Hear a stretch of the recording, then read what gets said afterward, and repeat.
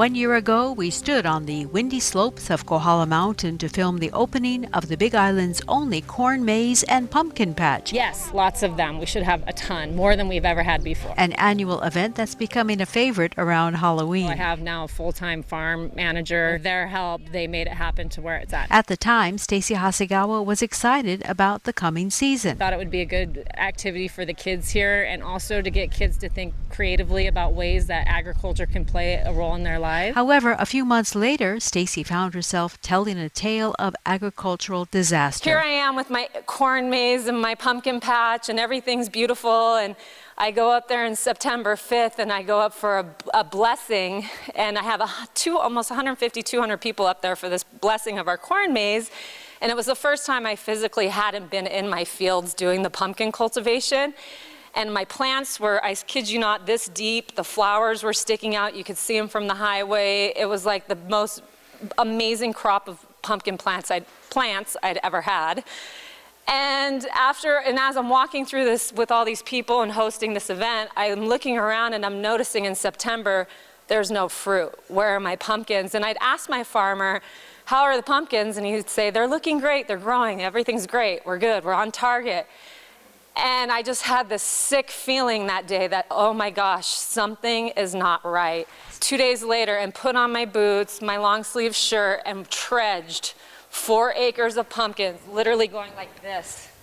Digging and digging and digging and digging and cussing and swearing and crying and kicking, going, oh my God, there's no pumpkins. I had the flowers. I had everything I could possibly humanly do to finally succeed at what I've been envisioning for all these years was not coming true, and it was beyond my control. Even though I had a beehive and I thought I had it dialed, I learned quickly that beehive wasn't sufficient. And not only that, what was amazing is that even around my beehive, my plants weren't pollinated. We returned to Kohala Mountain again this weekend, where Hasegawa has not given up. In fact, from the looks of it, things are bigger than ever, and there are plenty of pumpkins waiting for a good home. We spoke to Hasegawa about how she managed the farm this time around and avoided the same pitfalls she faced last year. I think in order to work in the agriculture industry, you have to have a lot of tenacity and be able to persevere over challenges that you're faced with, because you're so susceptible to what the environment dictates, whether it be insects, weed infestation, weather challenges, pollination issues. Like I said, every year it seems like there's something else that goes on. Last year we definitely were hit with the reality check of the state of our pollinators here on the island. And so in order to overcome that, we have implemented a cover crop program that basically is going to provide pollen-rich plants for the pollinators. We implemented we actually purchased 5 beehives. Our farm manager, Benji, actually had to learn how to become a beekeeper.